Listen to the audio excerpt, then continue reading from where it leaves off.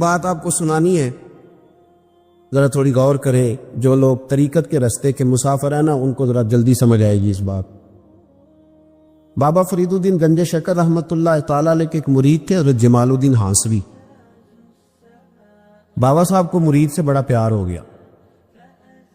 وہ ہانسا کے رہنے والے بابا صاحب پاک پتن کے، تو وہ بیچارے اکیلے بھائی تھے، والد بھی فوت ہو گیا تو ماں بوڑھی تھی. بابا صاحب نے ان سے کہا کہ تو پاک پتن آ جا. کہنے لگے حضور ماں نہیں اجازت دیتی، اگر آپ کہتے ہیں تو آ جاتا ہوں. تو بابا صاحب فرمانے لگے اگر نبی پاک نے ویس کرنی کو بلایا ہوتا تو میں بھی تجھے بلا لیتا، لیکن نبی کریم علیہ السلام نے انہیں نہیں بلایا تو لہذا میں تجھے بھی نہیں بلاتا.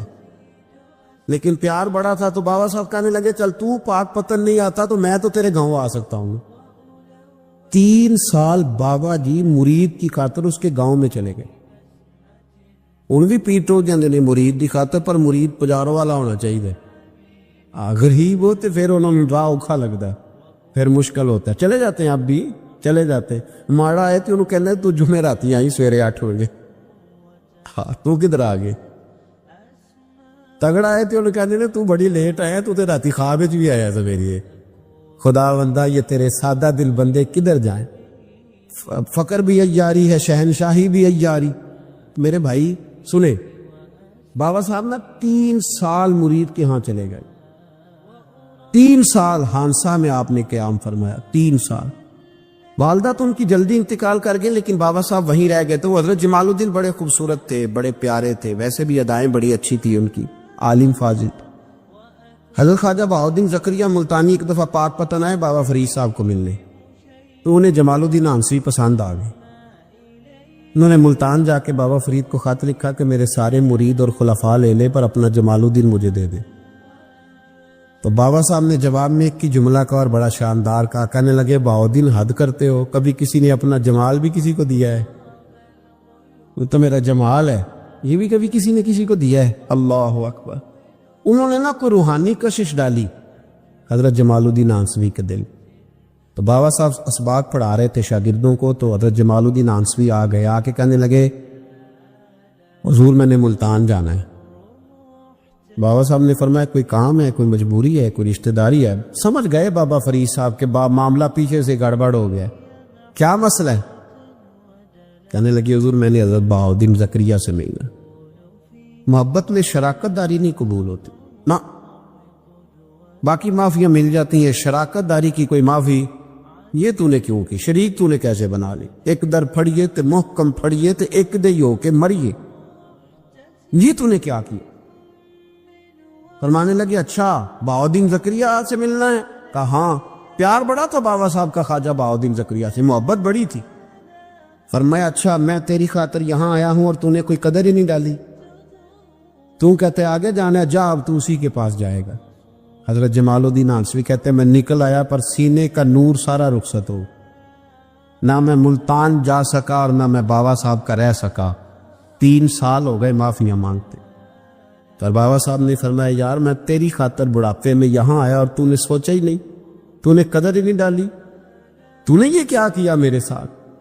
ایک تاجر آیا کرتا تھا بابا فرید صاحب سے ملنے سال کے بعد. وہ آیا تو اس نے لوگوں سے پوچھا کہ وہ کدھر ہے؟ جمال الدین جس سے سلام لے کے بابا صاحب سے لوگ ملتے تھے، جو رستہ تھا بابا صاحب کی طرف جانے کا. کہا وہ تو روڑی کے ڈھیر پہ بیٹھے. وہ ملنے گئے اور جب جا کے ملے نا حضرت جمال الدین سے تو وہ رو پڑے. کہا کیا ہوا؟ کہنے لگے بس ہوا یہ کہ میں اس کی قدر نہیں ڈال سکا. جو قدر مجھے کرنی چاہیے تھی نا یار کی، میں وہ قدر کر سکا، میں قدر نہیں کر سکا، یہ مجھے سزا ملی. کہا ان سے کہنا معاف کر دے. وہ تاجر بڑا پیارا تھا. بابا صاحب رات کو پیر دبا رہا تھا وہ تاجر بابا صاحب کے. اس کا خیال تھا لوگ سارے جائیں گے تو بات کروں گا. پیر دباتے دباتے ساری دنیا چلی گئی، وہ بیٹھا رہا. بابا صاحب بولے، فرمانے لگے جاتا کیوں نہیں؟ جمال الدین کی بات کرنی ہے، جمال الدین کا ذکر کرنا ہے، چل کر. تو کہا حضور اب دیکھا نہیں جاتا، مہربانی فرمائیں. فرمایا یار اس نے دیکھ میرے ساتھ کیا کیا ہے؟ میں علاقہ چھوڑ کے یہاں آیا اس کی خاطر، اور وہ کہتا ہے میں نے آگے جانا ہے. اس نے توجہ ہی نہیں کی، اس نے میری محبت کو سمجھا ہی نہیں. فرمایا اسے کہنا میں اسے بھولا نہیں، میں روز اس کے لیے دعا کرتا ہوں. جا تو کہتا ہے تو اسے لے آ، حضرت جمال الدین ہانسوی جب آئے نا، اللہ والے پھر بھی سامنے والے پہ الزام نہیں ڈالتے، جب آئے نا تو کمزور ہو گئے تھے، وجود کمزور ہو گیا، آنکھیں باہر نکل آئیں، تو حضرت بابا صاحب انہیں دیکھ کے نا انہیں پھر بھی کچھ نہیں کہا، کہنے لگے فرید الدین، اپنے آپ کو ہی مخاطب، فرید الدین یہ تو نے کیا کیا؟ کوئی اپنے جمال کا اس طرح کا حال بھی کرتا ہے؟ ان کو جب معافی ملی تو وہ رو پڑے، کہنے لگے حضور میرے لیے دعا کریں، اب میں رضا میں ہی پردہ کر دوں۔ ان کا انتقال ہوا اور بابا صاحب نے خود جنازہ پڑھایا۔ سنو بخاری شریف، سنو بخاری، صحیح بخاری، حضرت عمر فاروق رضی اللہ تعالیٰ عنہ فرماتے میں تورات پڑھ رہا تھا، نبی پاک علیہ السلام مسجد نبوی میں آئے تو میں تورات پڑھ رہا تھا، تورات۔ حضور نے آتے پوچھا عمر کیا کر رہے ہو؟ یا رسول اللہ صلی اللہ علیہ وسلم تورات پڑھ رہا ہوں جو حضرت موسیٰ علیہ السلام پہ نازل ہوئی، اللہ کی کتاب۔ نبی کریم علیہ السلام حضرت عمر کہتے ہیں کبھی مجھ سے ناراض نہیں ہوئے، پر آج حضور ناراض ہو گئے، چہرے پہ جلال آیا، اور محبوب کریم نے فرمایا عمر مجھے اللہ کی عزت کی قسم، اگر آج حضرت موسیٰ حیات ظاہری میں ہوتے تو میرا کلمہ پڑھ کے میری فرما برداری کر، اور تو ان کی کتاب پڑھ رہا ہے، ان کی کتاب۔ مسلمان کو کسی اور طرف نکلنے کی اجازت، یہاں تو گھر میں بھوک ہو نا تو بندہ پڑوسی کے گھر سالن لینے جائے، اور اگر ہر چیز تجھے اپنے گھر ملے، ہر خیر تجھے ملے، پھر تو دائیں بائیں کیوں جائے؟ کس لیے جائے؟ تھوڑا سا اپنے اندر استقامت پیدا کریں، دین کی تہذیب کو بچائیں۔ رحمت اللہ علیہ درویش تھے دلی کے، بہت سارے لوگ مرید تھے، ایک بڑا خدمت گزار مرید تھا، مزدوری کرتا تھا، غریب تھا، تو 6 بیٹیاں تھیں اس کی۔ حضرت صاحب کے پاس روز آ کے کہتا حضور بچیوں کے لیے دعا کرے، اللہ کوئی اسباب پیدا کر دے، ایک بچی کی شادی کا خرچہ 1000 دینار ہے اور میں غریب، وہ حضرت صاحب دعا کر دیتے۔ خانقاہ شریف کے تھوڑے ہی فاصلے پر حضرت جہاں بیٹھ کے مریدوں کی تربیت کرتے تھے، اس سے تھوڑا ہی فاصلے پر نا ایک عیسائی رہتا تھا، بڑا مالدار تھا، بڑی سارے اونٹ، گائیں، بھیڑ، بکریاں رکھی ہوئی تھی، اور حضرت شریف الدین رحمت اللہ علیہ کی بڑی مخالفت کرتا تھا۔ اور یہ جو آپ کا غریب مرید تھا، یہ اس کا پڑوسی تھا، ایک دن بلا کے نا ان کو کہنے لگا کہ تو کدھر جا کے جو ہے وہ ٹکرے مار رہا ہے، وہاں بھی کچھ نہیں ملنے والا، وہ تجھے کیا دیں گے جن کی خانقاہ خود چندے پہ چلتی ہے، مدرسہ چندے پہ چلتا ہے، مسجد چندے پہ چلتی ہے، تیری بیٹی کا معاملہ کہاں حل ہوگا؟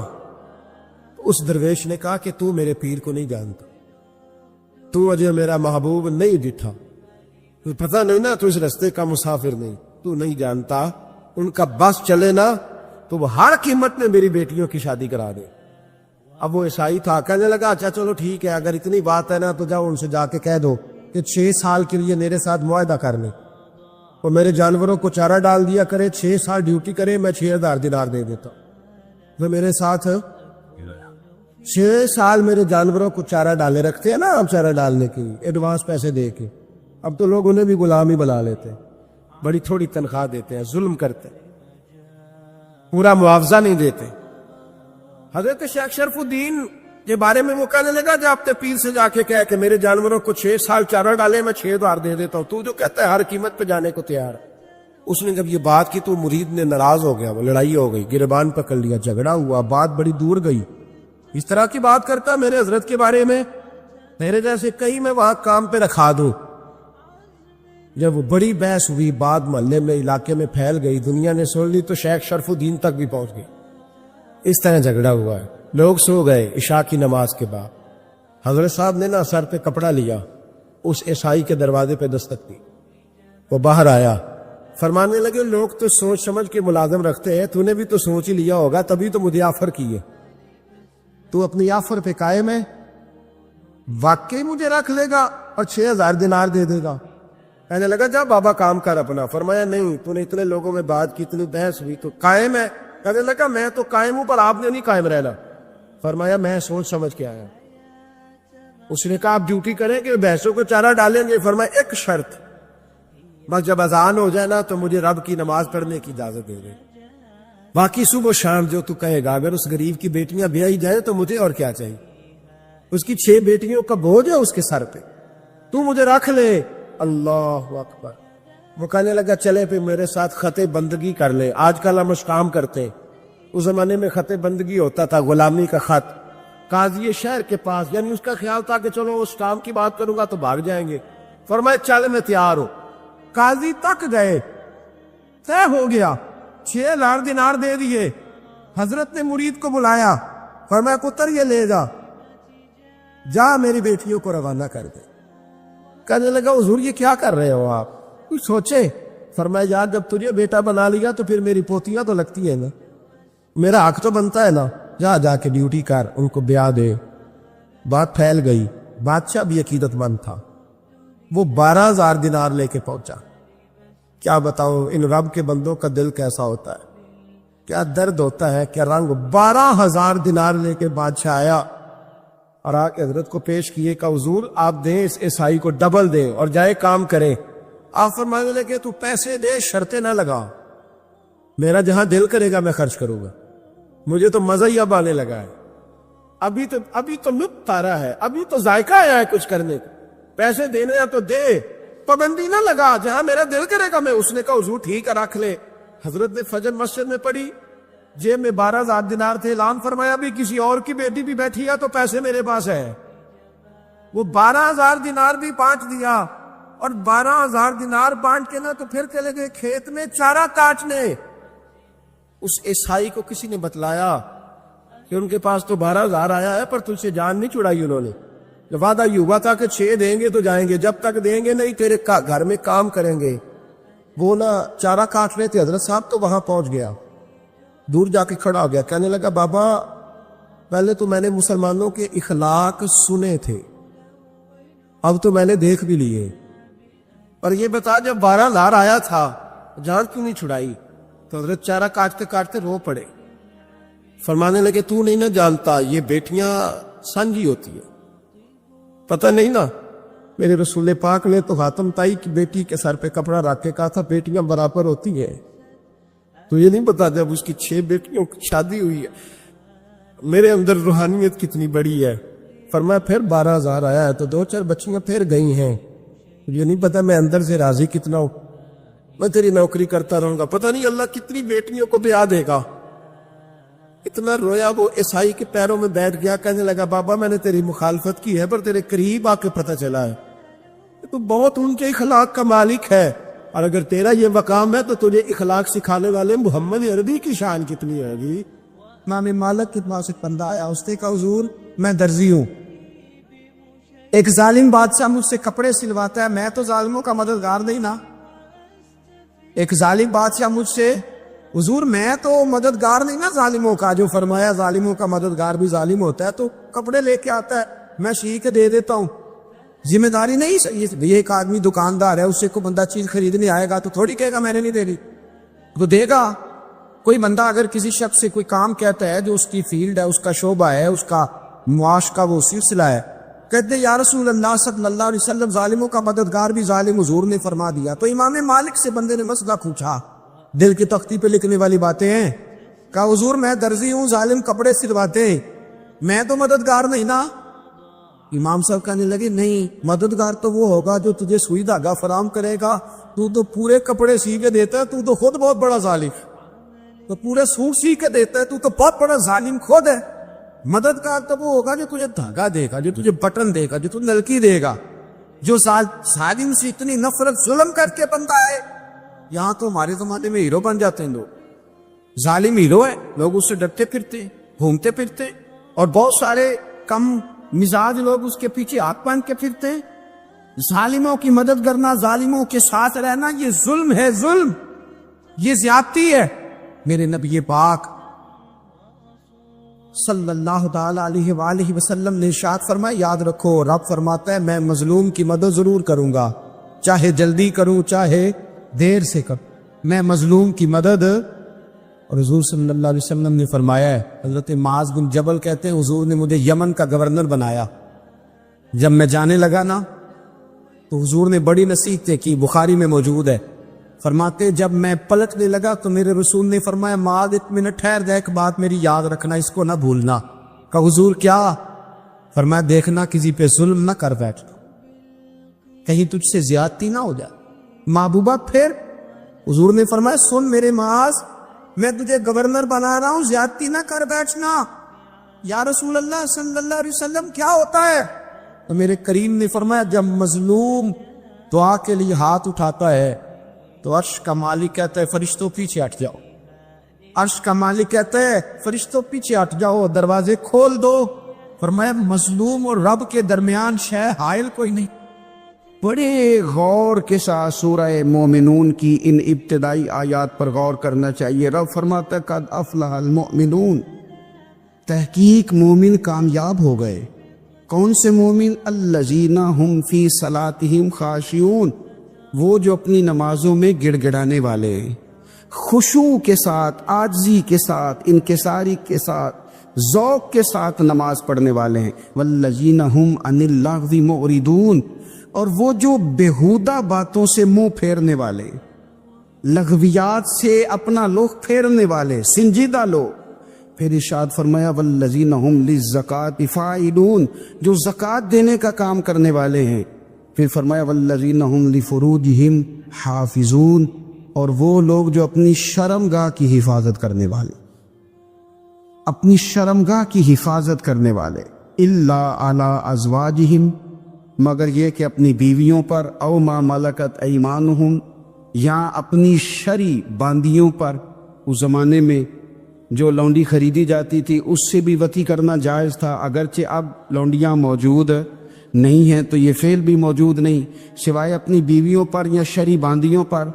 فإنہم غیر ملومین، فرمایا جو یہ کام کرے اس پر کوئی ملامت نہیں ہے، اپنی بیوی کے پاس شرعی طریقے سے جائے یا باندی کے پاس جائے۔ فمن ابتغى وراء ذلك، اور جو آدمی اس کے بعد اس حد سے بڑھے، اس کے سوا کچھ اور کرے جو بندہ، فرمایا فاولئک هم العادون، یہ لوگ حد سے بڑھنے والے، جو لونڈیوں اور باندیوں کے علاوہ، اپنی بیویوں کے علاوہ کسی اور جگہ گندگی کریں، یہ حد سے بڑھنے والے، حدوں کو کراس کرنے والے لوگ ہیں۔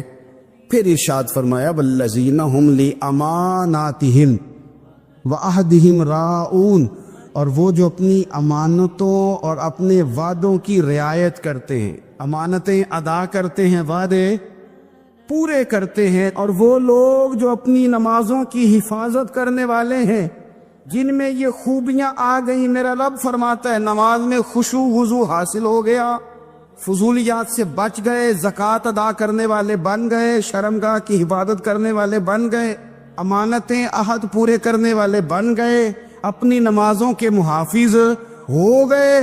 اللہ اکبر، قربان جائیں۔ مالک فرماتے ہیں اولئک هم الوارثون، یہی لوگ تو وارث ہیں۔ یا اللہ کس چیز کے؟ فرمایا الذین یرثون الفردوس، یہ لوگ جنت کے وارث ہیں، یہ جنت کے وارث ہیں یہ لوگ۔ ہم فیہا خالدون، اور فردوس سے، جنت سے نکالے نہیں جائیں گے، ہمیشہ ہی جنت میں رہیں گے۔ یہ آیات اللہ کا مطالبہ بھی ہے، یہ آیات صحابہ، اہل بیت، اولیاء اللہ، ان تمام کی سیرت کا عکس بھی ہے۔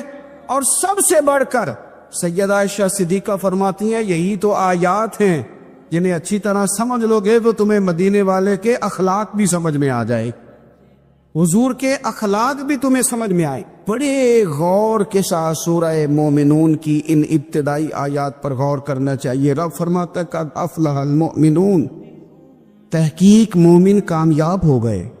کون سے مومن؟ الذین ہم فی صلاتہم خاشعون، وہ جو اپنی نمازوں میں گڑ گڑانے والے، خشوع کے ساتھ، عاجزی کے ساتھ، انکساری کے ساتھ، ذوق کے ساتھ نماز پڑھنے والے ہیں۔ دیکھیں قرآن نے یہ نہیں کہا شروع میں کہ وہ لوگ اپنی نماز پابندی سے پڑھتے ہیں، بلکہ فرمایا وہ نمازوں میں عاجزی کرتے ہیں، وہ نماز میں خشوع کرتے ہیں، خضوع کرتے ہیں۔ نماز ہم بھی پڑھتے ہیں، ڈھیر سارے لوگ ہیں جن کا یہ مطالبہ ہے کہ میرا نماز میں دل ہی نہیں لگتا۔ پہلی بات تو یہ ہے کہ دل نہ بھی لگے تو نماز پھر بھی پڑھنی ہے، اور دوسری بات یہ کہ دل لگانے کو بھی تو کچھ انسان کے پاس چیزیں ہونی چاہیے نا، کوئی ضروریات ہوتی ہیں۔ سب سے پہلی بات یہ کہ مسئلہ نماز کا نہیں، مسئلہ اہمیت کا ہے۔ آپ نے اللہ تبارک و تعالیٰ کی ذات کی، رب کریم کے جلالت کی جتنی زیادہ اہمیت اپنے دل میں محسوس کر لی، اتنا ہی نماز کی طرف توجہ آپ کی بڑھ جائے گی۔ آپ سادی سی مثال ہے، غور کر لیں، جتنا آپ اپنے استاد کو پروٹوکول دیتے ہیں، جتنی عزت کرتے ہیں، اتنا ہی وقت پہ آپ ان کے پاس پہنچ بھی جاتے ہیں۔ اگر آپ کے دل میں اہمیت نہیں ہے تو آپ ڈال دیں گے، اور جس استاد کی اہمیت ہے اس کے فون کی گھنٹی بجتے ہی فون بھی اٹھایا جائے گا، اور بات پوری مکمل بھی نہیں ہوگی تو کہا جائے گا جیسے آپ کہیں گے، اور جو وقت وہ دیں گے ان سے 10 منٹ پہلے پہنچنے کی کوشش بھی کی جائے گی۔ بس سمجھ لیں، دل لگنے نہ لگنے کا مسئلہ نہیں، اہمیت کا مسئلہ ہے۔ آپ جتنی اپنے مالک کی بارگاہ کی اہمیت سمجھ لیں گے، اتنا ہی وقت پہ مسجد آئے گی، اتنا ہی شوق سے نماز پڑھیں۔ دوسری بات، نماز کے ترجمے پہ غور کریں۔ آپ یقین کریں، اگر نماز کا ترجمہ ہمیں آ جائے نا تو ہمیں تو یوں لگے کہ ہم تو اپنے مالک کی بارگاہ میں عرض و معروض کرنے حاضر ہوئے۔ یہ سورہ فاتحہ ہی دیکھ لیں آپ، حضور فرماتے ہیں، رب فرماتا ہے سورۃ فاتحہ آدھی میری ہے آدھی میرے بندے کی ہے۔ جب اس نے کہا الحمدللہ رب العالمین الرحمن الرحیم مالک یوم الدین ایاک نعبد و ایاک نستعین، جب یہاں تک وہ لفظ کہتا ہے تو یہ حصہ میرا تھا، اس نے اپنے رب کی تعریف کی، اور جب کہا نا اس نے اہدنا الصراط المستقیم، اب بندے نے التجائیں شروع کر دی۔ اس نے کہا کہ مالک بھی تو ہے، رحمان بھی تو ہے، رحیم بھی تو ہے، عبادت بھی تیری کرتے ہیں تو مدد بھی تو تجھی سے مانگنی ہے نا، اب مہربانی فرمانا اہدنا الصراط المستقیم، ہمیں سیدھا راستہ دکھا دے، صراط الذین انعمت علیہم، ان لوگوں کا راستہ دکھانا جن پر تو نے انعام کیا ہے، غیر المغضوب علیہم ولا الضالین، ان کے راستے پہ نہ چلانا جن پر تیرا غضب ہوا، جو گمراہ ہو گئے ان کے راستے۔ تو نماز میں جب ترجمے پر آپ کا غور ہوتا ہے تو آپ کا تو دل خود بخود لگ جاتا ہے، شوق پڑ جاتا ہے آپ کا۔ تو اتنی چیزیں ہم زندگی میں یاد کرتے ہیں، تو اگر ترجمہ بھی نماز کا یاد کر لیں اور پھر شوق سے پڑھیں تو آپ یقین کریں طبیعت کھنچی چلی آئے گی۔ ہمارے ہاں کچھ لوگ نماز پڑھتے ہیں پر بڑی لاپرواہی سے پڑھتے ہیں، کبھی ادھر دیکھتے ہیں کبھی ادھر دیکھتے ہیں، کبھی بال سہلاتے ہیں، اور میں نے دیکھا ہے سجدے جا رہے ہیں تو سیانے سیانے بندے کبھی کپڑے کو چھیڑ رہے ہیں کبھی جگہ کو چھیڑ رہے ہیں۔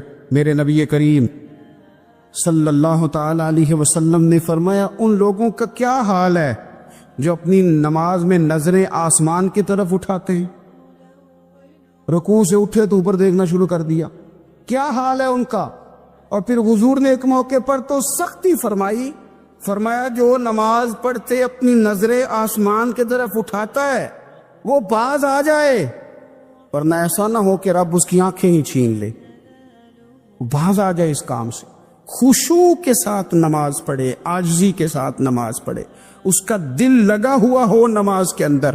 میرے نبی پاک صلی اللہ تعالی علیہ وآلہ وسلم کے غلام حضرت انس بن مالک رضی اللہ تعالی عنہ فرماتے کہ رسول پاک صلی اللہ علیہ وسلم نے مجھ سے فرمایا تھا کہ بیٹے نماز میں ادھر ادھر دیکھنے سے بچو، کیونکہ فرمایا نماز میں ادھر ادھر توجہ کرنا یہ بندے کو ہلاک کر دیتا ہے، ہلاکت ہے اس میں۔ اگر تم نے ادھر ادھر توجہ کی، نماز تم مالک کی بارگاہ میں کھڑے ہو اور تم دیکھ ادھر ادھر رہے ہو، تو ایک تو نماز عاجزی کے ساتھ، پھر فرمایا والذین ہم عن اللغو معرضون، وہ لوگ جو فضول باتوں سے، لغویات سے اپنا منہ پھیر لیتے ہیں، فضولیات سے۔ ہمارے ہاں نا بہت سارے لوگ ایسے ہیں کہ بلا وجہ ان چیزوں میں دلچسپی لیتے ہیں جو ان کے مطلب کی نہیں ہے، ان کے مطلب کی مطلب آپ کسی سے ملنے کہتے کیا حال ہے، ٹھیک ہے جی، بچوں کا کیا حال ہے، ٹھیک ہے، بچے کتنے ہیں؟ تو بھئی آپ کو جب پتہ ہی نہیں تھا کتنے ہیں تو حال کیوں پوچھا آپ نے؟ آپ کرتے کیا ہیں؟ آپ کا بڑا بھائی کیا کرتا ہے، چھوٹا بھائی کیا کرتا ہے، ابا جی کیا کرتے؟ بھئی آپ کے مطلب کی بات نہیں، آپ مطلب کی مقصد کی بات کریں، بے مقصد باتوں میں الجھنے کی ضرورت نہیں ہے۔ دیکھیں اپنا ادارہ میں چلاتا ہوں، اپنا گھر آپ چلاتے، اپنی ڈیوٹی آپ کرتے، آپ کو زیادہ بہتر پتہ ہے کہ آپ اپنا گھر کیسے چلا رہے ہیں، مجھے زیادہ بہتر پتہ ہے کہ میں مدرسہ مسجد، مجھے زیادہ بہتر پتہ ہے اس کے اندر کون سی اصطلاح کس طرح کرنی ہے، یہ مجھ سے زیادہ بہتر کوئی بندہ جانتا نہیں۔ اب ہم کیا کرتے ہیں، جب ہم دوسرے کے کام میں مداخلت کرتے ہیں تو دو نقصان ہوتے ہیں، ایک تو اس کے ساتھ ہمارا رائے کا اختلاف ہو جاتا ہے، اور دوسرا ہمارے اپنے بہت سارے کام رہ جاتے ہیں، کیونکہ ہماری توجہ دوسرے کی جانب تھی، اپنے بڑے سارے کام رہ جاتے. اس لیے بہت ساری ایسی چیزیں ہیں جن میں بلا وجہ کوئی مقصد نہیں. ہم پرانے لوگوں سے باتیں سنا کرتے تھے, ہمارے بزرگ کہا کرتے تھے جڑے پنڈ جانا نہیں, جڑے پنڈ جانا نہیں اودا راہ پوچھنے دی کی لغویات میں نہ الجھے, فضولیات میں نہ الجھے, یعنی ٹو میں رہنا, ٹو میں. آپ یقین کریں میں نے پرسنلی طور پہ اس چیز کو محسوس کیا ہے کہ ہمارے بہت سارے اہم حقوق صرف اس لیے مس ہوتے ہیں کہ ہماری اپنے سے زیادہ توجہ سامنے والے پہ ہوتے, سامنے والے.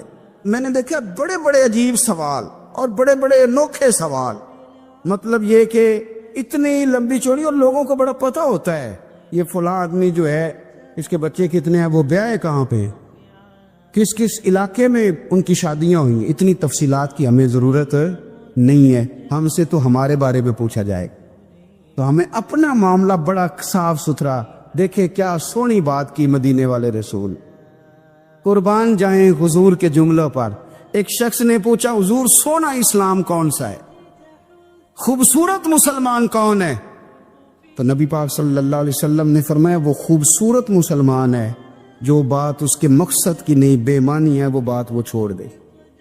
بے مقصد باتوں سے الجھنا جو بندہ چھوڑ دے وہ مسلمان بڑا سونا مسلمان ہے. ہم کمزور اس لیے ہوتے ہیں کہ ہماری توجہ زیادہ دوسروں کی باتوں پر پڑتی ہے. پھر فرمایا والذین هم للزکاۃ فاعلون, وہ لوگ جو زکوٰۃ دینے کا کام کرتے ہیں, صدقات کرتے ہیں, خیرات کرتے ہیں, وہ کامیاب ہو جاتے. پھر فرمایا والذین هم لفروجہم حافظون, وہ جو اپنی شرمگاہ کی حفاظت کرتے ہیں. نوجوان میری بات پر توجہ کریں. فرمایا وہ لوگ جو اپنی شرمگاہ کی, والذین هم لفروجہم حافظون, وہ لوگ جو اپنی شرمگاہ کی حفاظت کرتے. حضور غوث پاک رضی اللہ تعالیٰ عنہ فرمایا کرتے تھے دو چیزیں انسان اپنی سنبھال لینا, ایک پیٹ اور ایک شرمگاہ. تو فرماتے تھے ولایت اس کے بڑی قریب آ جاتی. ہم نہ ان لذات میں الجھ جاتے. سیانے سیانے بندے روٹی کمر سیدھی کرنے کے لیے کھانی چاہیے, زبان کے ذائقے کے لیے نہیں کھانی چاہیے. یہ زبان کا ذائقہ لگ جائے یہ کہیں کا نہیں چھوڑتا انسان. اپنی شرمگاہ کی جو لوگ حفاظت کر لیتے, کوئی بڑے سے بڑا گناہ کرنے سے بھی بندہ کافر نہیں ہوتا, بندہ کفر کرنے سے کافر ہوتا ہے. گناہ بڑے سے بڑا کرنے والا بھی گناہگار ہے, کافر نہیں. لیکن بعض گناہ ایسے ہیں جو جس وقت بندہ کر رہا ہوتا ہے اس وقت وہ مومن نہیں ہوتا. میرے نبی کریم صلی اللہ تعالی علیہ وسلم نے فرمایا جب کوئی شرابی شراب پیتا ہے اس وقت مومن نہیں ہوتا.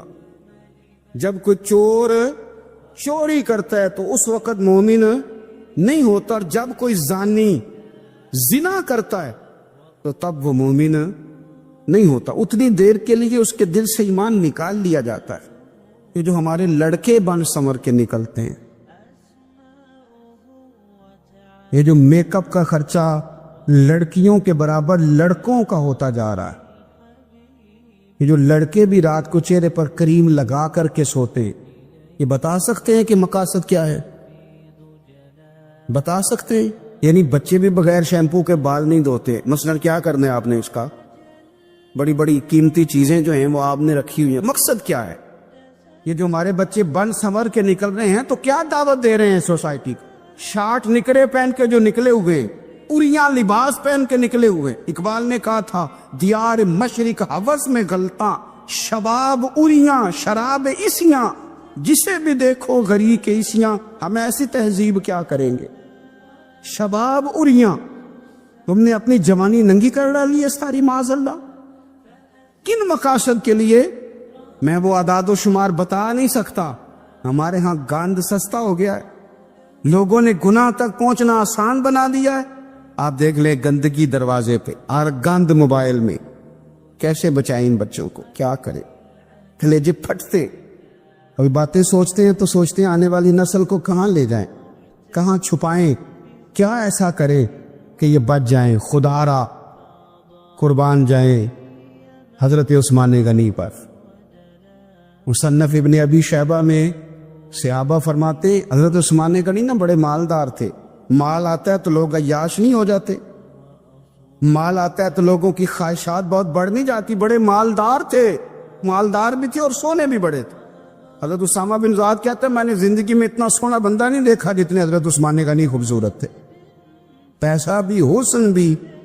لیکن فرماتے ہیں کہ حضرت عثمان غنی سب سے بڑھ کر اپنی شرمگاہ کی حفاظت کرنے والے اور سب سے بڑھ کر صلہ رحمی کرنے والے, رشتہ داروں سے اچھا سلوک کرنے والے, حیا والے, شرم والے, پاکیزگی والے. آپ کا ذہن ہے, آپ صبح اٹھتے ہی ذہن بنا لیں کہ میں نے آج اتنا سبق پڑھنا ہے, آج اتنی تفسیر دیکھنی ہے, اتنی عبادت کرنی ہے, فلانی نعت میں نے دیکھنی ہے, فلاں خیر کا کام کرنا ہے, فلاں آدمی کے ساتھ نیکی کرنی ہے. صبح ذہن بنا لیں, آپ کا ذہن وہی کام کرنے لگے گا.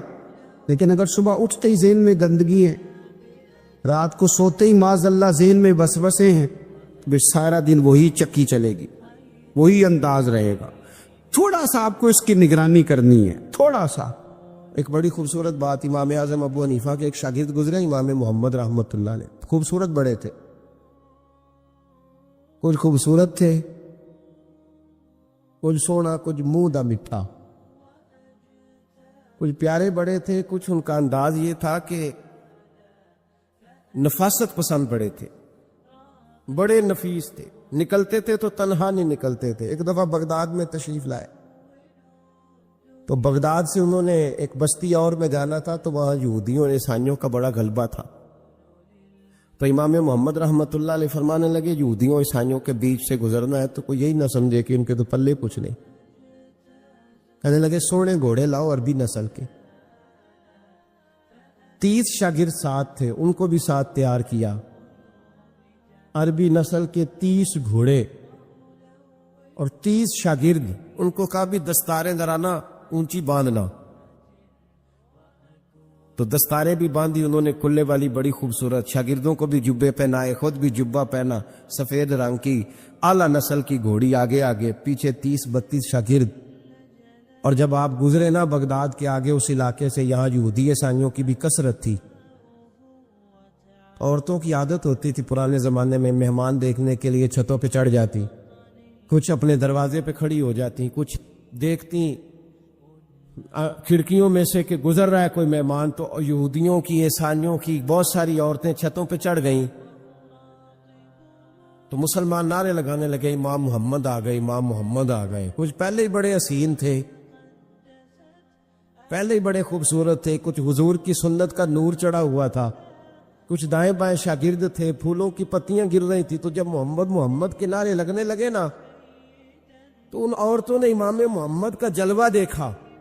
تو دیکھا دیکھی کام کیا شروع ہوا, ایک نے دیکھا تو اتنی محو ہوئی کہ اس نے کلمہ پڑھنا شروع کر دیے.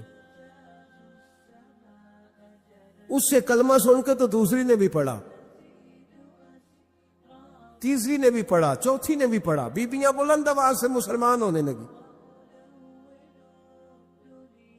ان کو دیکھا دیکھی مرد بھی پڑھنے لگے. ڈھیر سارے یہودی عیسائی مسلمان ہو گئے. ایک مسلمان ان سے کہنے لگا تمہیں غلطی لگ گئی ہے, یہ ہمارے نبی محمد نہیں. تو میاں صاحب کا نام محمد تھا نا, تو کشمیر کے لوگ کہنے لگے شاید وہاں کے ہندو سکھ وہاں کے جو تھے کشمیر کے, وہ کہنے لگے شاید وہی محمد ہے. تو فرمانے لگے میں تے بندہ ٹھگ جے لوکو, میں تے بندہ چور, جس دا خلقت کلمہ پڑھ دی او محمد بور. میں تے بندہ ٹھگ جے لوکو, میں تے بندہ چور, جس دا خلقت کلمہ پڑھ دی او محمد ہور. تو امام محمد رحمۃ اللہ علیہ کو نعرہ لگ رہا تھا. تو ایک بندہ کہنے لگا یہ وہ والے محمد نہیں, یہ ہمارے نبی پاک صلی اللہ علیہ وسلم محمد صلی اللہ علیہ وسلم نہیں, یہ وہ نہیں, یہ تو ہمارے ایک امام ہے امام محمد, وہ والے نہیں. اب وہ کچھ لوگ چپ تھے, کچھ سوچ رہے تھے, کچھ بات کر رہے تھے. تو ایک بوڑھی اماں اپنے انداز میں بیچ میں سے بولی, کہنے لگی چل بیٹا چھوڑ, ہمیں پڑھنے دے کلمہ. اگر مسلمانوں کے چھوٹے سے محمد کا یہ حال ہے تو بڑے محمد کا کیا حال. پڑھنے دے ہمیں کلمہ, یہ حال ہے ان کے غلاموں کا تو سرکار کا عالم کیا ہو. تو امام محمد کی چال نکلی. بتانا یہ چاہ رہا تھا کہ امام محمد رحمۃ اللہ علیہ سے ایک بندے نے ایک دفعہ مسئلہ پوچھا. اس نے کہا حضرت صاحب میں گیا تھا منڈی, وہاں سے لایا ہوں ایک ٹوکری آم کی اور ایک ٹوکری سیب کی. ہمارے یہاں کا کریٹ کہتے ہیں اس کو. تو میں وہ لے کے آیا ہوں. اب میں نے جب گھر لا کے اس کو کھولا ہے نا تو آدھے صحیح نکلے ہیں. ہوتا ہے نا جی اللہ خیر کرے, جو دیانتدار تاجر ہے اللہ آج کل مہربانی فرمائے. وہ ہمارا ریڑھی والا بھی بڑا ایماندار ہے. ہم کیا کریں صدر کی بات, وہ بھی سامنے جو تگڑے تگڑے ہوتے ہیں اس نے آگے لگائے ہوتے ہیں, اور جو تھوڑے سے کمے ہوتے ہیں وہ اندر والی سائڈ پہ دیوار کے اندر رکھے ہوتے ہیں. کیا کیا جائے, ہم کیا سیاستدانوں کی کرپشن کی بات کریں گے. یہاں تو معاملہ بڑا گڑبڑ ہے نیچے سے لے کر. تو کہا حضور میں نے وہ جو کھولی ہے نا پیٹی, وہ ٹوکری جب میں نے کھولی ہے تو اوپر تو آم اور سیب ٹھیک تھے, تو اندر گلے سڑے ہیں. تو اب میرے لیے حکم کیا ہے؟ تو آپ فرمانے لگے بھی مسئلہ شرعی ہے کہ رکھنے ہیں تو سارے رکھ, واپس کرنے ہیں تو سارے کر. یہ نہیں ہو سکتا کہ تو صحیح رکھ لے اور گلے سڑے. تو یہ مسئلہ امام محمد بتا کے تو رونے لگ گئے. تو بندہ کہنے لگا حضور مسئلہ بتایا ہے آپ نے, تو فقہ کا ایک مسئلہ ہے سادہ سا کہ حضرت اب کیا کرنا ہے, تو رونے والی کون سی بات ہے؟ تو فرمانے لگے یہ تجھے مسئلہ بتا کے نا مجھے کچھ اور یاد آ گیا. آپ کو کیا یاد آیا ہے؟ فرمانے لگے میں بھی عرض کروں گا, مولا امام اعظم کے پاس بیٹھا ہوں, معروف کرخی, سری سکتی, جنید بغدادی, ان سارے درویشوں کے پاس رہا ہوں. میں بھی بیٹھا ہوتا تھا اس محفل میں جس میں یہ ہوتے تھے. اگر جنت میں بھیجنے ہیں تو سارے بھیج. یہ نہیں ہو سکتا کہ گلے سڑے ادھر پھینک دے اور اچھے اچھے اٹھا کے لے جائے. ہم سارے مصطفیٰ کا کلمہ پڑھنے والے, سب کو کہا یا ایھا الذین آمنو, ہم سب کا اکٹھا نہ. ان لوگوں کی جو محبت ہے نا وہ فائدہ دے گی. خواجہ فرید الدین مسعود گنج شکر رحمت اللہ تعالیٰ علیہ کہنے لگے نظام تجھے آئے ہوئے بڑے دن ہو گئے, جا یار چکر لگایا. فرماتے میں پیدل گیا تو مجھے جانے میں کئی مہینے کئی ہفتے لگے. میں دلی پہنچا اور اپنے گھر کا نا ایک چکر لگایا, اوپر سے چکر لگا کے تو پھر پاک پتن کے رستے میں چل پڑا. کہتے ہیں واپس پہنچا تو حضرت بابا فرید صاحب رحمت اللہ علیہ نے دن گنے ہوئے تھے. کہنے لگے یار اتنے ٹائم میں تو واپس آیا ہے نا, اتنا ٹائم تو آنے جانے پہ لگتا ہے, کہ غریب نواز محسوس نہ فرمائیے گا. آپ نے کہا تھا چکر لگایا, تو حضور میں ایک چکر ہی لگایا ہے, پھر میں واپس آ گیا ہوں. بات ہی چکر کی ہوئی تھی. دیکھے نا نبی پاک صلی اللہ علیہ وسلم نے فرمایا ابو ہریرہ کوئی کام نہیں کیا کر یار, یہیں بیٹھا رہتا. عرض کی حضور صحیح ہے. اٹھے, سامنے ایک ستون تھا, اس کے پیچھے سے ہو کے نا واپس آ گئے. تو حضور نے فرمایا گئے نہیں. کہ حضور نے آپ نے فرمایا تھا جایا آیا کر. گیا ہوں پر میرا دل ہی نہیں لگا. بھئی تو یہاں سے ہو کے واپس آ گیا, کہیں جانا تو تھا نا, یہیں سے ہو کے. تو ان لوگوں کے صالحین کی محبت کے راستے میں کوئی چیز رکاوٹ نہیں بنی. ہمارے ہاں چیزیں رکاوٹ بنتی ہیں, اپنے اولیاء اللہ سے, صوفیاء سے, بزرگان دین سے, رب کریم کے بندوں سے, داتا علی اجمیری سے, خواجہ اجمیری سے, ان لوگوں سے پیار کریں, صالحین کی محبت دلوں میں پیدا کریں, صحابہ کا پیار دلوں میں پیدا کریں, اہل بیت نبوت کا پیار دلوں میں پیدا کریں. یار یہ حدیث جو ہے نا یہ امید کی کرن ہے, یہ روشنی کا مینار ہے کہ میرے نبی پاک نے فرمایا جو جس سے پیار کرے گا قیامت میں اسی کے ساتھ رکھا جائے گا. یہ صحیح بخاری کی حدیث ہے, المرء مع من احبہ. اور یہ جو مع ہے نا اس کا معنی ہے ساتھ رہنا. ہاں, مع اللہ, مع یعنی بما یعنی اس کے ساتھ. المرء مع من احبہ, جو جس سے محبت کرے گا قیامت میں اسی کے اس کی معیت میں رکھا جائے. لیکن ہمارے یہاں نا کرامتے, میرے جیسا شخص جب بھی کرامت سناتا کہتا میرے حضرت صاحب کا مجھ سے بڑا پیار. بھائی وہ تو پیار کریں گے, وہ تو برکھا ہے, وہ تو رحمت کا سایہ ہے, وہ تو سائبان ہے, تو بازو کھلے ہوئے. تو بتا تیرے اپنے دل کا حال کیا ہے. حضرت حرم بن حیان رحمت اللہ تعالیٰ علیہ فرماتے میں حضرت اویس کرنی کو ڈھونڈنے چل پڑا.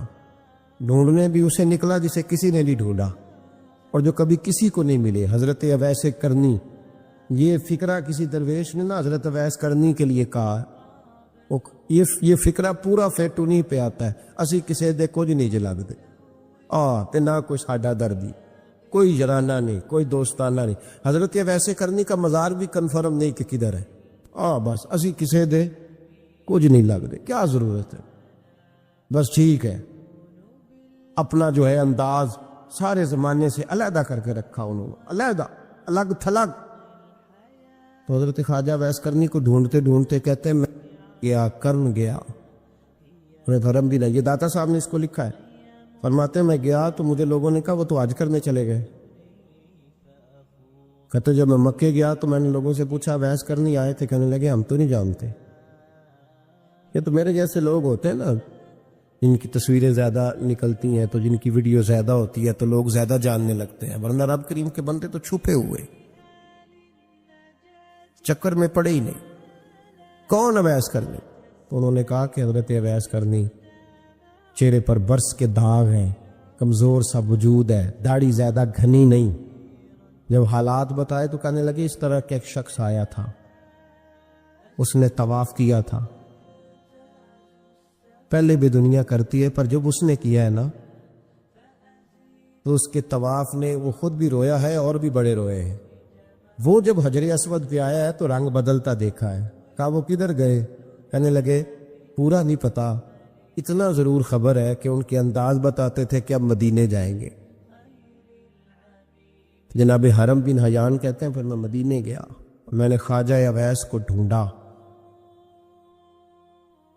میں نے کہا یار میں نے حضرت خواجہ اویس کرنی کو ملنا ہے، کسی نے بتایا ہے کہ وہ مدینہ شریف آئے۔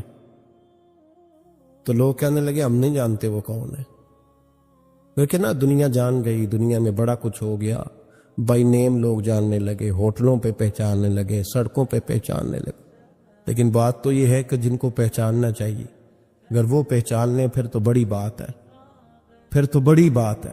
لیکن اگر وہاں ہی پہچان نہ ہو سکے تو پھر تو معاملہ بڑا الگ سا ہے نا۔ عزیز بھائی، حضرت خواجہ ویس کرنی کے بارے میں پوچھا تو مدینہ شریف کے زائرین اور وہاں کے مقامی لوگ بھی کہنے لگے کوئی نہیں پتا، ہم نہیں جانتے، ملے ہی نہیں۔ تو کہا باریک سا وجود ہے، پرانا سا لباس ہے، برس کے داغ ہے،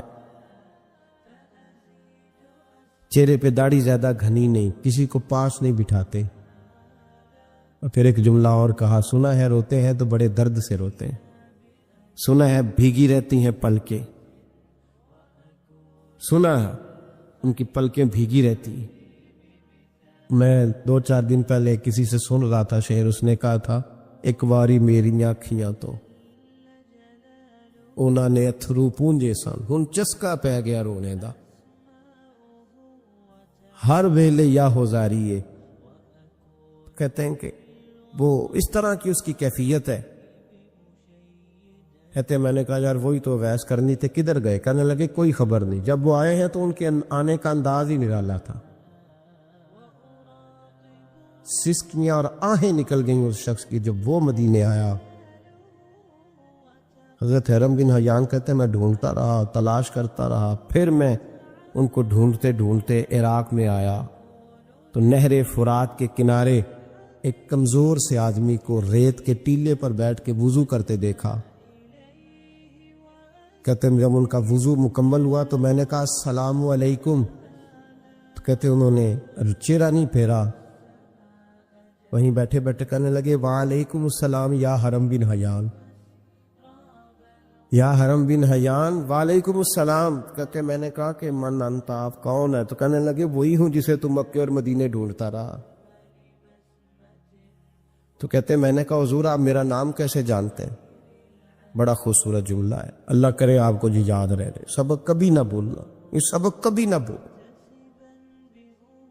بابا صاحب کے مزار پہ گئے تو خالی آ گئے، داتا صاحب گئے تو خالی، ایسے ہی چلے گئے، ہم فارغ لوگ تھے، کوئی کام نہیں تھا کہ بابا فرید کی گلیوں میں گھومتے رہے، ہم فارغ تھے کہ 2 بجے حضرت سلطان باہو رحمت اللہ علیہ کی جالیوں کے سامنے کھڑے رہے۔ ہم کو پتھر چاٹنے والے لوگ تھے کہ آدھی آدھی رات بیت گئی اور ہم بزرگان کرما والا شریف کھڑے رہے۔ یہ کیسے ہو گیا کہ محدث اعظم کے مزار پہ کھڑے رہے؟ ایسے ہی کوئی بات تھی؟ حضرت ویسے کرنی بول کر فرمانے لگے، کہنے لگے کیا کہا تو نے کہ میں تجھے کیسے جانتا ہوں؟ فرمانے لگے تو مجھ سے پیار کرتا ہے۔ عارف تو روحی من روحی کا، میری روح تیری روح کی جاننے والی ہے۔ یہ روحوں کا رشتہ ہے، یہ خطا نہیں جایا کرتا۔ عارف تو روحی من روحی کا، میری روح تیری روح کو جانتی ہے۔ یہ کیسے ہو گیا؟ کوئی ایسے لوگ تھے تو اتنی جگہ مجھے تلاش کر آیا اور میں تجھے جانوں نہ؟ یہ کیسے ہو سکتا ہے؟ یہ کیسے ممکن ہے؟ تو ڈھونڈتا رہا گلی گلی اور میں کہوں کہ میں تجھے جانتا نہیں؟ فرمایا حرم بھی نہ یاد میں، ہاں میں دعا کرتا ہوں اللہ کی بارگاہ میں کہ رب کریم مجھے اور تجھے جنت میں اکٹھا کر دے۔ کہتے ہیں جب انہوں نے یہ دعا کی تو وہ چل پڑے۔ میں نے کہا حضور کہاں جا رہے ہو؟ فرمانے لگے میرا پیچھا نہ کرنا، میں کسی اور منزل کا مسافر ہوں، اور جس رستے میں چل رہا ہوں نا ان منزلوں پہ ساتھ نہیں کسی کو لیا جاتا۔ یہ میری اپنی ذاتی منزل ہے، اس میں پاؤں پہ چھالے ذرا سخت ہوتے ہیں۔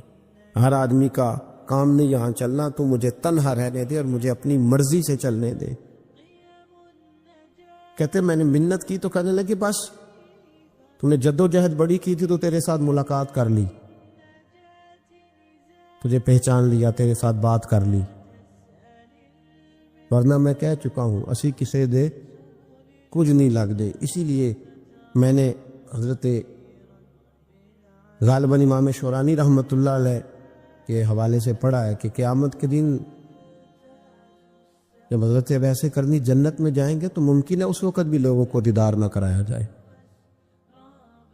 بلکہ امام شورانی کہتے ہیں اللہ 70,000 فرشتے ان کی شکل کے پیدا فرمائے گا اور ان کے جھرمٹ کے اندر چھپا کے انہیں جنت میں داخل کرے گا۔ ملاقات کس سے ہوگی؟ صرف انہی سے ہوگی جن کے لیے انہوں نے زندگی گزار دی۔ یا خدا سے ملیں گے یا مصطفیٰ کریم سے ملیں گے۔ یہ بھی لوگ تو محبت کریں، صالحین کا پیار، نیک لوگوں کی محبت، صالحین کی محبت رستہ آسان کرتی۔ کوئی شک نہیں کہ زمانے میں سارے لوگ اچھے نہیں ہوتے، برے لوگ بھی آئے ہیں مارکیٹ میں، ہوتے، ہم لوگ الجھ گئے ہیں، بہت بڑے قیدی ہیں اپنے آپ کے، بڑے قیدی ہیں، سارا دن اپنی خواہشات کی تکمیل میں بھاگے رہتے، بڑے بڑے سونے نوجوان۔ میں ان پہ تنقید نہیں کرتا، مجھے ان پہ ترس آتا ہے۔ جب میں رات کے اندھیروں میں انہیں ٹیلی فون لے کے چوکوں میں کھڑے دیکھتا ہوں تو مجھے رحم آتا ہے۔ میں کہتا ہوں دیکھو نفس کی خواہش کے پیچھے یہ کیا مثلاً آخر کیا ہے اس میں؟ ایک عورت کے پیچھے تباہ کر لیا اپنے آپ کو، یعنی زیادہ سے یہ کوئی مقصود ہے؟ یہ کوئی مقصد حیات ہے جس کو مقصد بنا لیا؟ میرے عزیز بات کو سمجھ لیں، اتنا خوبصورت آدمی ہے اور اتنا اس کا اونچا قد کاٹ ہے، اور کیا کس کے پیچھے یہ بھاگا ہوا ہے؟ بڑا سمجھدار، دانشور، عقل مند آدمی، ذی روح بندہ، لیکن اس کا سٹیٹس آپ یہ ملاحظہ کریں کہ وہ 20-40 ہزار کی خاطر جھوٹ بولتا ہے، دھوکہ دیتا ہے، فریب اور فراڈ کرتا ہے۔ ہم اپنی نفسانی خواہشات کے پیچھے اس طرح بھاگتے ہیں کہ ہم اصل سے رہ جاتے۔ میری باتوں کی سمجھ آ رہی ہے آپ حضرات؟ تھوڑا تھوڑا کر کے، ایک ایک کر کے ان کی باتیں کم مانی۔ ضروری تو نہیں نا کہ سویرے ناشتہ بازار سے اپنی مرضی کا تگڑا کیا، بازار سے لاٹ پوڑیاں چنے بہترین کھائے، اور پوڑیاں چنے ابھی کھائے نہیں، شاپر میں ڈالے ہوئے ہیں، اور وہ لے کے ابھی آ رہا ہے، تو ساتھ ہی رستے سے گوشت بھی چھوٹا اچھا لگا تو 2 کلو وہ بھی لے آئے کہ پوڑیاں چنے کھاؤں گا اور دوپہر کے لیے گوشت پکاؤں گا۔ وہ پہلے یہ تو کھا لے صاحب، اس سے تو نجات پا لے۔ یہ پتہ نہیں ہضم ہوتا ہے کہ کچھ اور کرتا ہے تیرے ساتھ، لیکن وہ گوشت بھی ساتھ لے آیا۔ یعنی ٹیبل پہ ناشتے کے ٹیبل پر بیٹھ کے فیصلہ ہو رہا ہوتا ہے کہ ہم نے کیا کھانا ہے، ہم نے کدھر جانا ہے۔ سنگیو یاد رکھو، باتوں کو سمجھو اور غور کرو۔ یہ تھوڑا تھوڑا کر کے جب ہم چھٹکارا حاصل کرنے کی کوشش کریں گے نا، چھٹکارا حاصل کرنے کی، کہیں جگہ سے کسی جگہ سے اگر آپ کو تنبیہ ہوتی ہے نا، تنبیہ، اس میں بھی بڑا مزہ آتا ہے۔ اس میں بڑا، ہمارے ایک بزرگ تھے تو ایک دن نا میں گیا تو کہنے لگے الحمدللہ آج میں بڑے سکون میں ہوں۔ میں نے کہا جی وہ کیا ہوا؟ کہنے لگے میں اپنے آپ کو بڑا پیر صاحب سمجھنے لگ گیا تھا۔ تو ایک بابڈا کے کسی آدمی سے کام تھا تو میرے ایک دوست نے مجھے کہا کہ پیر صاحب اس کو ٹیلی فون کر دے، سنا ہے آپ کا عقیدت مند ہے۔ میں نے اس بندے کو ٹیلی فون کیا تو کہتا پیر صاحب میں عزت آپ کی بڑی کرتا ہوں پر یہ کام نہیں ہو سکتا۔ کہتے ہیں جب اس نے مجھے کہا نا تو کچھ بھی نہیں تو مجھے بڑا مزہ آیا، ورنہ میرا تو نفس پھول گیا تھا، میں تو سمجھتا تھا کہ جو میں کہتا ہوں ویسے ہی ہو جاتا ہے۔ کہتے اس نے تھوڑا سا نا مجھے لیول میں کیا ہے، مجھے مزہ آیا۔ یہ لوگ نا اپنے اوپر بوجھ ڈالتے تھے، یہ تھوڑا تھوڑا پیچھے ہٹتے تھے، یہ سمجھتے تھے کہ اس طرح تمہاری تکمیل رہ جائے گی، صبح سے شام تک اگر اسی نفس کی باتیں مانتے جائیں گے تو خرابی کرے گا۔ دولت کا نشہ ہے بھائی، دولت کٹھی کرنے والا کسی جگہ سیر نہیں ہوتا، حسن کا نشہ ہے، حسن کا نشہ ہے۔ حضرت ابو بکر شبلی رحمۃ اللہ علیہ فرمایا کرتے تھے جو تیری بیٹی کو خوبصورت سمجھ کے اس کے ساتھ نکاح کرنے تھے اسے بیٹی نہ دینا۔ حضرت جی کیوں؟ فرمایا حسن تو تھوڑے دن کے بعد ختم ہو جائے گا، پھر وہ اس کی قدر نہیں کرے گا، وہ تو کہیں اور منہ مارتا پھرے گا۔ حضرت ابو بکر شبلی رحمۃ اللہ تعالی علیہ کی بیٹی خوبصورت تھی، ایک نوجوان کہنے لگا میرا نکاح کر دیں۔ آپ فرمانے لگے پتر تو 1 مہینے کے بعد آنا کر دوں گا، بڑی موٹی تازی خوبصورت صاحبزادی۔ تو حضرت نے اسے دوائی کھلائی، اسے پخانے لگ گئے، جو پخانہ کرتی ایک مٹکے میں سنبھال دیتے۔ تھوڑا وقت گزرا تو وہ ہڈیوں کا پنجر بن گئی، مہینے بھر میں دست اتنے آئے کہ کمزور ہو گئی۔ تو ابو بکر شبلی 1 مہینے کے بعد نوجوان کو بلایا، فرمایا ادھر آ تیرا نکاح کروں۔ بچے دکھائی تو وہ کمزور بستر پہ پڑی، فرمایا شادی کرنے لگا اس سے نہیں میں نے کرنی۔ فرمایا یہ وہی ہے؟ کہنے لگا جی نہیں۔ فرمایا تو کہتا تھا مجھے عشق ہے، ادھر گیا تیرا عشق؟ کہنے لگا حضرت صاحب آپ کیسی بات کر رہے ہیں؟ فرمایا ادھر آ۔ پھر وہ مٹکا جس میں گند رکھا تھا وہاں لے گئے، فرمانے لگے تیرا اس کے ساتھ عشق تھا، یہ تیرا عشق۔ فرمایا اسے تو میں 4 دن روٹی کھلاؤں گا پھر تندرست ہو جائے گی، لیکن میں دیکھنا چاہتا تھا کہ تو میری بیٹی سے پیار کرتا ہے یا اس کے چہرے پہ آنے والی کچھ وقت کے لیے سرخی سے پیار کرتا ہے، اس لالی سے پیار کرتا ہے جو جوانی کے وقت بچوں اور بچیوں پہ آتی ہے۔ کس چیز کے دل دادا؟ یعنی کیا مطلب؟ نفس کی غلامی، سراسر غلامی، اور پلٹ پلٹ کے اور بڑے بڑے سیانے بندے چھوٹی سی خواہش کے لیے، بڑا سمجھدار بڑا سیانہ بندہ۔ میں ایک بڑے بزرگ عالم تھے، میں ایک دفعہ ملنے گا تو پائے پکا رہے تھے، خود پائے پکا رہے تھے، تو وہ بڑے پیار کی بات ہوتی ہے نا جی، تو تامت باندھی ہوئی اور بڑی جناب خستہ حالی، اور وہ پائے پکا رہے ہیں۔ تو میں نے ان سے کہا حضرت جی پائے تو کسی اور نے بھی پکا لینے تھے، آپ بخاری لے کے بیٹھتے، چلو میری طرح کا کوئی بندہ آپ سے استفادہ بھی کر لیتا۔ اب پائے آپ لائیں گے، پھر پکائیں گے، پھر آپ کھائیں گے، تو یہ تو 24 گھنٹے آپ کسی کام میں گزر جائیں گے۔ تو یہ ایک چھوٹی سی خواہش کے لیے، میں کسی چیز کو حرام نہیں کہہ رہا، قرآن پاک کی جو آیت پڑھی ہے صرف اس کی تفسیر آپ کے سامنے عرض کر رہا ہوں۔ ہماری خواہشات ماں پالتی ہے، آپ کو نہیں پتا کتنے دکھ سہتی ہے۔ میں ان ماؤں کو جانتا ہوں جو بیٹے کے حصوں کی مار بھی اس کے ابے سے کھاتی ہیں، مار کھاتی ہیں وہ۔ ایک خاتون ایک کان سے سنتا نہیں، میرے پاس ایک دفعہ آئی، کہنے لگی 60 لگ گئی سی، کوئی دعا کر دے، کیا کوئی وظیفہ پر ڈاکٹر کہتے ہیں ٹھیک نہیں ہو سکتے۔ میں نے کہا باجی صحیح بتاؤ مسئلہ کیا ہے؟ کہنے نہیں کچھ بھی نہیں، مسئلہ کیا ہونا ہے، پتر غلط نکل آیا ہے، اس کا باپ روز مارتا ہے، میں آ بھی گئی ہوں تو اس نے ایک تھپڑ میرے کان پہ مار دیے، پردہ پھٹ گیا۔ مائیں مار کھاتی ہیں، لیکن وہ پتر جس کو بڑی محنت سے پالا ہے وہ جوان ہوتا ہے تو اماں سے کہتا ہے تجھے چھوڑ دینا ہے، پر جس لڑکی سے میرا ٹیلی فون پہ رابطہ ہے اسے نہیں میں نے چھوڑنا، وہ نہیں چھوڑ سکتی، ہر شے کچل جاتا ہے وہ۔ اماں کبھی بلیٹ کے رات کو سوچتی ہے کہ یہ تو میری کل کمائی تھی، میں تو آج بھی اس کے حصے کے تھپڑ اپنی گالوں پہ برداشت کر رہی ہوں، تو یہ کدھر گیا؟ اردشیر نام کا بادشاہ تھا، حضرت محدث ابن الجوزی آج سے کچھ 700 سال پہلے لکھتے۔ اردشیر بادشاہ بڑا خوبصورت تھا، جوان تھا، بڑا عقل مند تھا، اس نے اس طرح کہ قریب کی ساری ریاستوں پہ قبضہ کر لیا، بڑا عقل مند زیرک تھا، قبضہ ہو گیا۔ ایک بادشاہ بڑا سخت تھا، اس کے ساتھ جب پنجہ آزمائی ہوئی تو اردشیر کہتا ہے اس پہ میرا قبضہ نہیں ہو رہا تھا، اور جب ہم نے ساری ریاستوں نے مل کے اس پر حملہ کیا تو ایک قلعے کے اندر قلعہ بند ہو گیا۔ اردشیر بڑا خوبصورت آدمی تھا، بڑا سمجھدار تھا، تو وہ بادشاہ قلعہ بند ہو گیا، اس نے کہا نکلنا ہی نہیں، اب وہ اندر بند ہے، یک بارگی حملہ کیا تو وہ بڑا قلعہ تھا اس میں بند ہو گیا۔ اس بادشاہ کی نا جس پر حملہ کیا، اس کی بیٹی اچانک ایک دن قلعے کی دیوار پہ چڑھی تو اردشیر کے حسن و جمال کو دیکھا تو عاشق ہو گئی، اور اپنے ہی باپ کے خلاف اسے کہنے لگی کہ اگر تو میرے ساتھ شادی کا وعدہ کرے نا تو میں تجھے رستہ بتاتی ہوں حملہ کرنے کا۔ اس نے کہا میرا وعدہ رہا، تو رستہ بتا۔ اس نے رستہ بتایا اس لڑکی نے، اور بادشاہ نے حملہ کیا تو اس کا باپ قتل کیا، اس علاقے پہ قبضہ کیا شادی کے وعدے پر۔ ہاں نفسانی خواہش بندے کو اندھا کر دیتی، نہیں سمجھ آتی اس کو میں کدھر جانا، اندھا کر دیتی۔ حملہ کیا، اور جب اس لڑکی کو لے کے آیا نا اپنے محل میں، تو پہلے دن شادی کی پہلی رات تھی، تو بستر بچھایا کنیز نے، تو وہ کبھی کروٹ ادھر بدلتی کبھی ادھر بدلتی، تو بادشاہ کہنے لگا کیا ہے؟ کہنے لگی بستر میں کچھ ہے، مجھے تکلیف دے رہی۔ اس نے چراغ جلائے اور جب بستر اٹھایا تو ایک اتنا سا دھاگا نکلا۔ دھاگے سے عموماً تکلیف نہیں ہوتی، تو اس نے کہا تو اتنی نرم و نازک ہے کہ دھاگا؟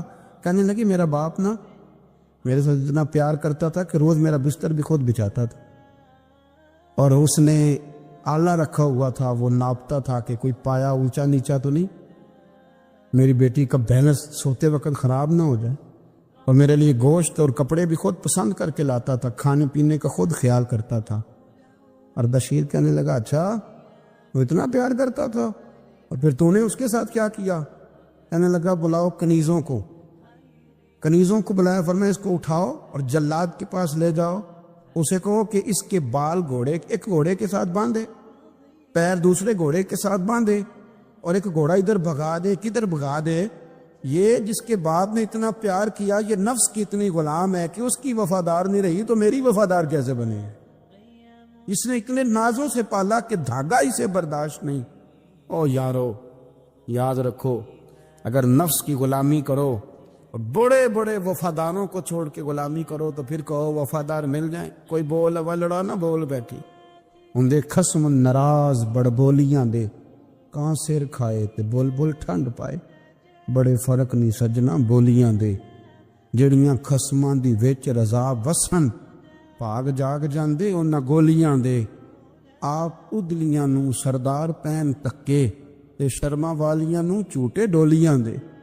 اپنے نفس کے پیچھے چلو گے تو یہ تباہی ہے۔ جب ہم نے کسی سے وفا نہیں کی تو یہ کیا امید ہوئی کہ دنیا ہم سے وفا کرے گی؟ اللہ رسول کی مرضی کے مطابق اصول پسند زندگی بنائیں، ایک ایک کر کے اپنی خواہشات سے پیچھے ہٹیں، تھوڑے پہ گزارا کرنا سیکھیں، اپنے نفس کو سمجھائیں۔ ضروری نہیں کہ روٹی ہر وقت مزے کے لیے کھائی جائے، کبھی کمر سیدھی کرنے کے لیے خشک روٹی بھی کھا کے دیکھو، کبھی سادہ کھانا اس پہ بھی اکتفا کرو، کبھی تھوڑا کھا کے اچھے طریقے سے سادے کمرے میں بھی اللہ کو یاد کر کے دیکھو۔ نفس کے پیچھے نہ بھاگیے گا، تباہی کرے گا۔ فرمایا خواہشوں کے پیچھے نہ چلنا، تمہیں اللہ کے راستے سے بہکا دیں گی، اور فرمایا بے شک ان کے لیے سخت عذاب ہے جو اللہ کے راستے سے بہک گئے۔ اور کیوں سخت عذاب ہے؟ اس لیے کہ انہوں نے آخرت کے دن کو بھلا دیا، آخرت کا دن بھلا دیا، پیچھے کا خواہشوں کے پیچھے نہ چلنا، تمہیں اللہ کا راستہ بھلا دیں گی۔ مفہوم آیت یہ ہوا، قرآن نے ہمیں ارشاد یہ فرمایا کہ خواہشات نفس کے پیچھے چلو گے آخرت کو بھول جاؤ، تمہارے ذہن میں یہ بات نہیں رہے گی کہ میں نے مرنا بھی ہے۔ پھر لوگ معاذ اللہ ثم معاذ اللہ یہ کہیں گے کہ بھائی یہاں جینے دو نا، پھر آگے جائیں گے تو دیکھی جائے گی۔ لوگ بھول گئے مرنے کو۔ ہماری ساری جدوجہد زندہ رہنے کے لیے ہے، ساری 60-70 سال کے لیے سارا کچھ ہے۔ آپ دیکھ لیں، ٹٹول لیں کسی بندے کو، صرف جتنی محنت کر رہا ہے وہ جینے کے لیے کر رہا ہے۔ رب قریب کے بندے جتنی محنت کرتے تھے مرنے کے لیے کرتے تھے، مرنے کے لیے کوشش کرتے تھے کہ مر جانا ہے، اس کے لیے جدوجہد۔ ہم جتنی جدوجہد کر رہے ہیں ساری جینے کے لیے، جینے کے لیے۔ میرے رسول کریم صلی اللہ تعالی علیہ وسلم کا ایک فرمان ہے مسند امام احمد بن حنبل میں، اور بڑا نرالا، بڑا انوکھا اور بڑا معنی خیز ہے۔ حضور سید عالم صلی اللہ تعالی علیہ وسلم نے فرمایا بڑا بیوقوف ہے وہ شخص، ذرا ترتیب دیکھیے، حضور کی زبان سے نکلے ہوئے حکمت کے موتی، مسند امام احمد بن حنبل۔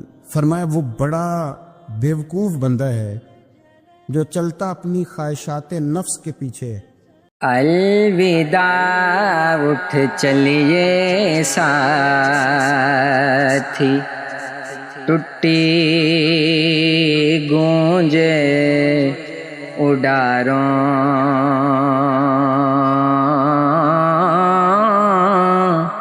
نت اداسی تے کرلاسی کر کر یاد قطاروں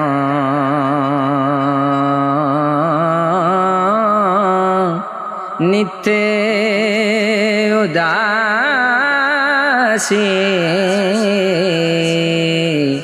تے کرلاسی کر کر یاد قطاروں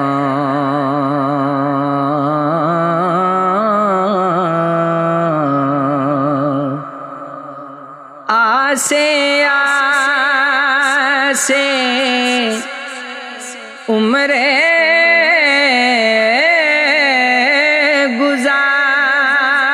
گزاری جلے خاک ہزاراں مالی باغ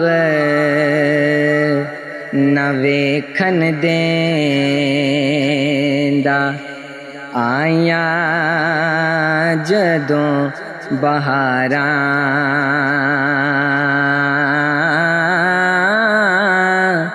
مالی باغ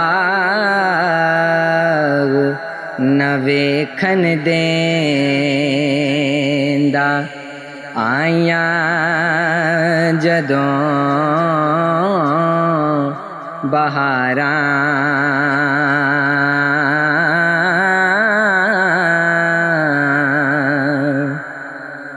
دکھیے دی گلے دکھیا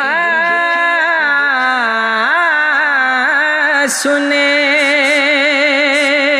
دا قیمت قدر پشانی کی دکھیا جو دکھیا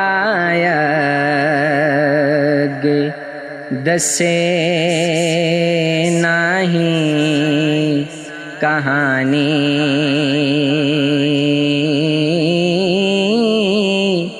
کی دکھیا جو دکھیا گے دسے نہیں کہانی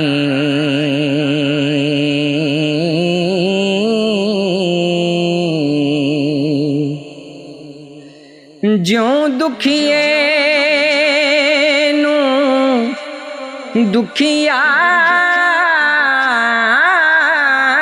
ملے کہ ہنجو بر بر روندا سکھیے تائیں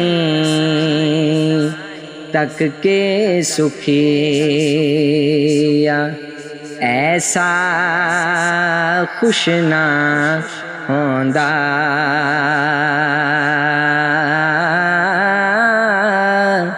سکھیے تائیں تک کے سکھیا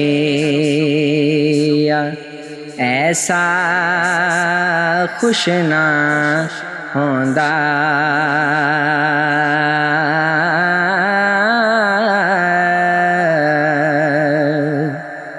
لمبی رات بچھوڑے والی پل چل سکھی یابانے جو کوئی قید عشق دے اندر قدر اوہو کچھ جانے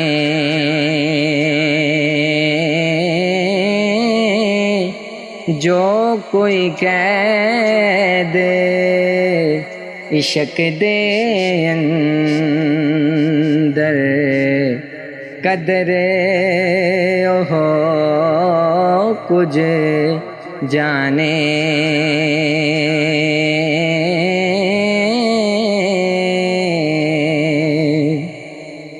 صدا نہ شیواں وکنے بازاری صدا نہ رونق شہراں صدا نہ موج جوانی والی صدا نہ ندیاں نیراں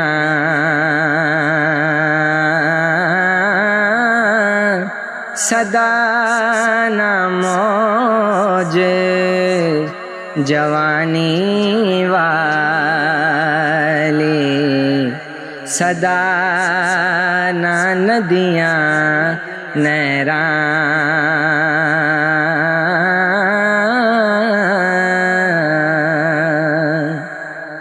صدا نہ باغی بلبل بولے صدا نہ باغ بہاراں صدا نہ ماپے حسن جوانی صدا نہ صحبت یاراں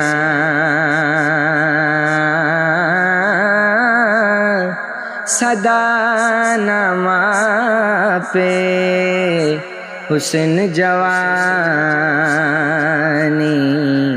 صدا نہ صحبت یاراں